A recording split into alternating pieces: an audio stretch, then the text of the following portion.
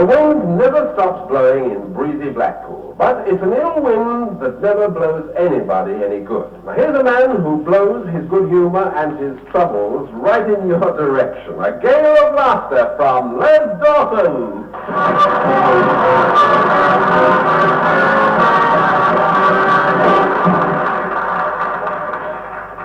Good evening, fun hunters. My name is indeed Les Dawson. It's a name that after years and years of struggling for recognition has now finally become as well known to the general public today as the mating habits of the Polynesian hermit crab. And that's one reason why I was so staggered to find myself booked on this program again, because last time I was here I didn't do very well at all. In fact, there were so few laughs during my performance that listeners at home thought the broadcast was life in your hands from a lockjaw clinic.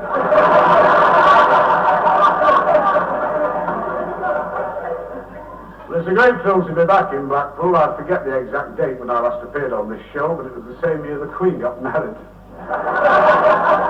Because I remember turning to the producer at the time and saying, I hope she'll be very, very happy with Prince Albert.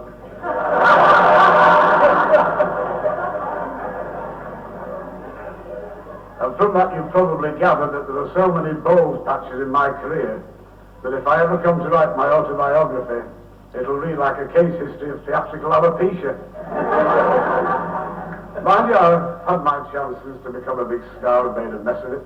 A few years ago I was offered an important part in the film Treasure Island, but I got so nervous at the audition I kept falling off Robert Newton's shoulder.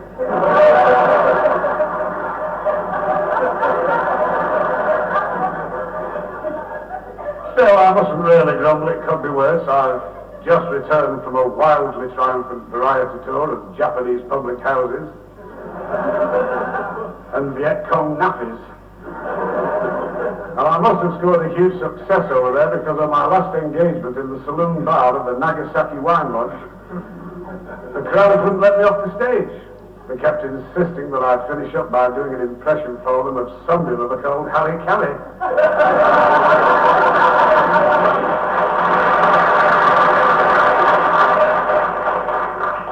And if anyone's interested at all, at present I'm doing a summer season at the Eddystone Lighthouse.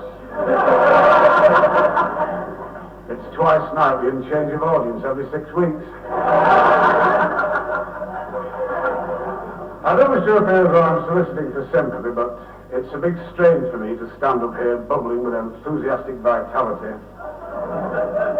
and rippling with this happy-go-lucky merriment, because I've had a very depressing week. Yesterday I received my bank statement. As soon as I saw the envelope, I knew it was from the bank, but it was pinned to a wreath.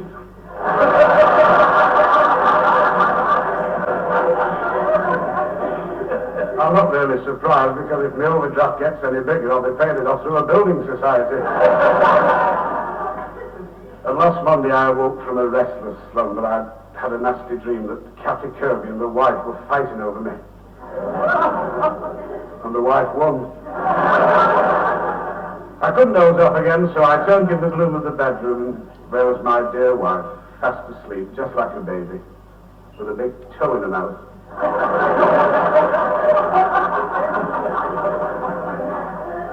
Actually, relations between us are a little bit strained. She's complaining about only having had one dress since we got married. I said, well, what's wrong with it? She said, nothing really, but with getting on and off buses, the trail and veil's filthy.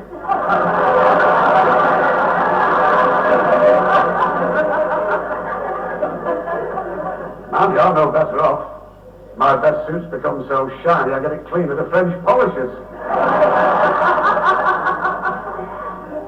But between you and I, we've never got on. It all started from the night before the wife and I were married. There was a big family row. It was nothing really. It was just that the wife wanted a white wedding and I wanted to stay single.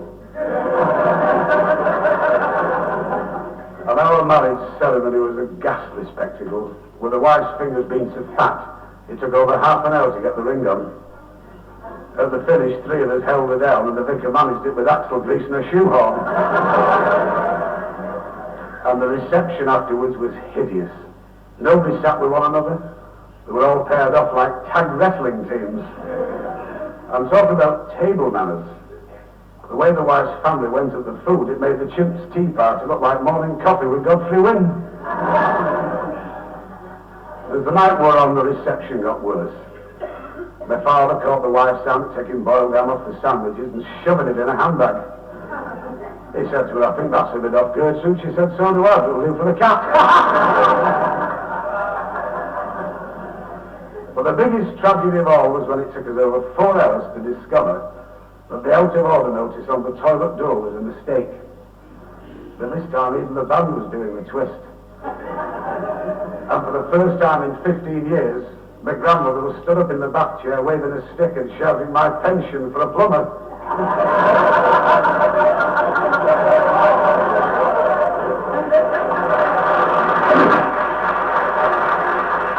Still, that's all in the past, and quite frankly, I suppose I'd do it all again because I'm like that, I'm stupid. And may I say, whatever I get paid for this is going for a very worthy cause, and that is to send my wife and her dear mother to the country. China, Burma, Japan, the Philippines, anyway. Good night.